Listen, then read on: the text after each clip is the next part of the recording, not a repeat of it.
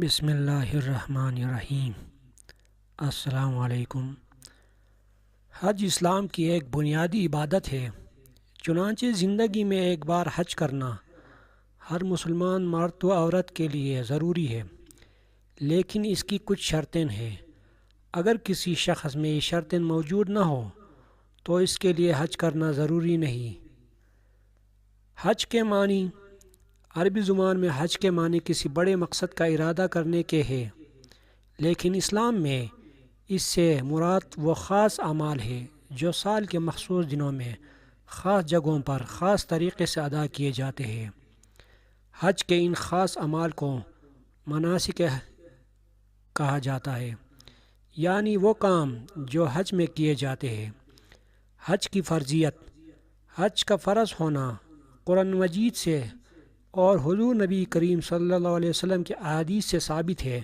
چنانچہ قرآن مجید میں اللہ تعالیٰ کا ارشاد ہے، وَأَتِمُّوا الْحَجَّ وَالْعُمْرَةَ لِلَّهِ، اور پورا حج کرو اور عمرہ اللہ تعالیٰ کے لیے۔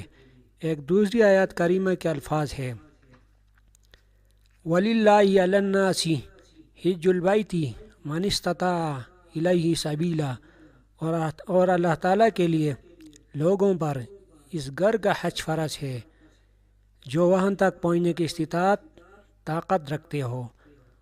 حج کا فرض ہونا حضور نبی کریم صلی اللہ علیہ وسلم کی احادیث سے بھی ثابت ہے، جیسا کہ آپ صلی اللہ علیہ وسلم کی احادیث سے بھی ثابت ہے، جیسا کہ آپ صلی اللہ علیہ وسلم کا ارشاد ہے۔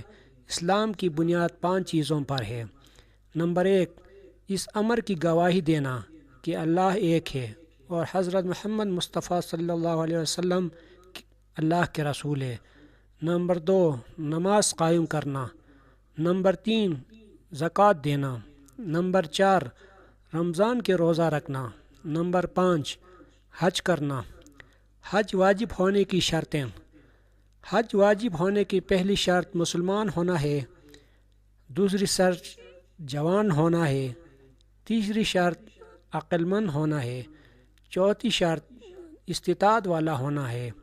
استطاعت سے مراد یہ ہے کہ حاجی کے پاس سفر کے اخراجات کے لیے ضروری رقم موجود ہو۔ اس کے علاوہ اپنے گھر والوں کو بھی اتنی رقم دے کر جائے جو اس کی واپسی تک ان کی ضروریات کے لیے کافی ہو۔ عورت پر حج واجب ہونے کی ایک خاص شرط یہ ہے کہ اس کے ساتھ اس کا شوہر یا کوئی محرم جس کے ساتھ نکاح نہ ہو سکتا ہو موجود ہو۔ محرم میں بیٹا، باپ، بھائی، بھانجا، بھتیجا، ماموں اور چچا، تایا وغیرہ شامل ہے۔ تو ناظرین، مزید اچھی ویڈیوز کے لیے ہمارے چینل کو سبسکرائب اور شیئر کریں۔